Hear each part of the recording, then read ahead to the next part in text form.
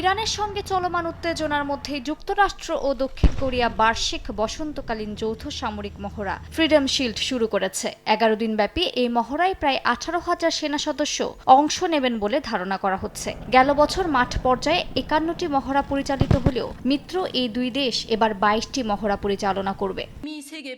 Seoul ওয়াশিংটনের এমন উদ্যোগের কড়া সমালোচনা করেছেন উত্তর কোরিয়ার সর্বোচ্চ নেতার বোন কিম ইউ জং। বলেন, এই বৃহৎ পরিসরের সামরিক মহড়া কোরীয় উপদ্বীপকে আরও অস্থিতিশীল করে তুলতে পারে। এর জবাবে উত্তর কোরিয়ার প্রতিরক্ষা সক্ষমতা আরও জোরদার করার অঙ্গীকার করেছেন তিনি। একই সঙ্গে যুক্তরাষ্ট্র ও দক্ষিণ কোরিয়াকে হুঁশিয়ারি দিয়ে ইউ জং বলেন, উত্তর কোরিয়ার নিরাপত্তাকে চ্যালেঞ্জ করা হলে পরিস্থিতি হবে ভয়াবহ।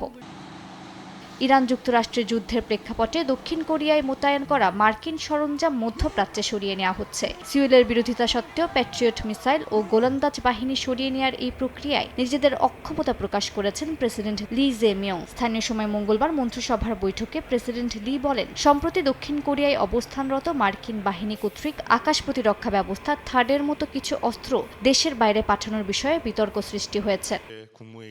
প্রেসিডেন্ট লি জানান, মার্কিন প্রশাসনের এই সিদ্ধান্তের বিরুদ্ধে সিউল তাদের জোরালো বিরোধিতা জানিয়েছে। তবে বাস্তবতা হলো, ওয়াশিংটনের এই পদক্ষেপ পরিবর্তনের জন্য চাপ দেওয়ার মতো অবস্থানে তার সরকার নেই। প্রেসিডেন্ট লি আরও বলেন, কিছু সমরাস্ত্র সরিয়ে নেওয়া হলেও তা উত্তর কোরিয়ার বিরুদ্ধে দেশটির বর্তমান প্রতিরোধ কৌশলে কোনো নেতিবাচক প্রভাব ফেলবে না।